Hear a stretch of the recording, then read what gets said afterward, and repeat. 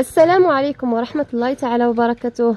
مرحبا بكم في قناتي، قناة ميليسا. ان شاء الله تكونوا بخير وعلى خير وصحتكم بألف خير.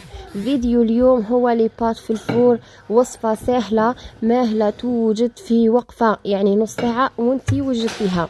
شوفي معايا يا حبيبتي الفيديو. شوفي لي بات تاعنا كي جاو معسلين الله الله ومفرمجين. اول حاجة راح نجيبوا المقلة تاعنا، راح نحطوا فيها زوج مغارف زيت ومغرفة كبيرة زبدة. راح نضيف لها طماطم مع ثوم مرحيين في الروبو كما راكم تشوفوا البنات. راح نضيف ملعقه من الطماطم المصبره، ملعقه صغيره من الفلفل الاسود، وملعقه صغيره من راس الحانوت. نخلو كامل المكونات يتقلاو.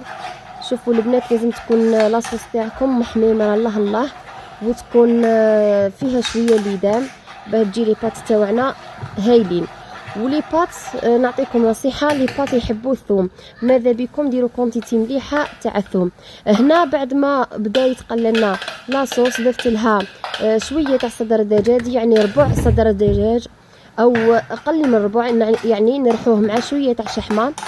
كيما راكم تشوفوا البنات راني نقلي فيه في وسط لاصوص اللي حضرناها من قبل. في جهه اخرى راني حضرت البيشاميل، درت مغرفه كبيره تاع زبده مع مغرفة كبيرة تاع فرينة، مع كأس كبير تاع حليب، مع ملعقة صغيرة من الفلفل الأسود، مع الملح، مع القليل من مبشور الجبن.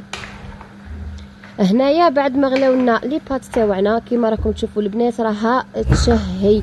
وصفة هايلة هايلة ما شاء الله، وصفة ما شاء الله. جربوها البنات ما راحش تندموا، ولادكم راح يحبوها وراح تجيهم بنا.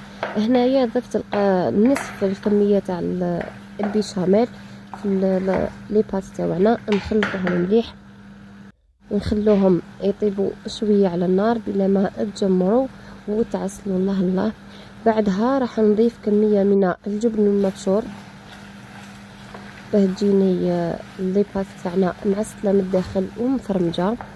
في جهه اخرى راح نجيب الصينيه تاعنا اللي نطيبوا بها في الفور، ونحطوا لي بات تاعنا. شوفوا البنات راها تشهي ما شاء الله، راها الفيديو يوصف روحه. بعدين نجيبوا النص الثاني من البيشاميل نضيفه فوق لي بات تاعنا، نسووها بالمغرف كامل. بعد ما نسووها كامل نكونوا شاعلين الفور على 180 درجة، نخلوه يسخن مدة نص ساعة.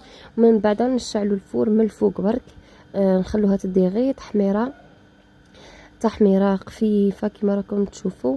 هنا راني ضفت الجبن المبشور من الفوق ودخلتها للفور تتحمر وتتجمر. وان شاء الله تلقاو الفيديو هذا فاتكم، وان شاء الله تعجبكم الوصفه. ما عليكم لا تتابعوني وديروا لي جيم، وبارك الله فيكم. الى اللقاء، شهيه طيبه.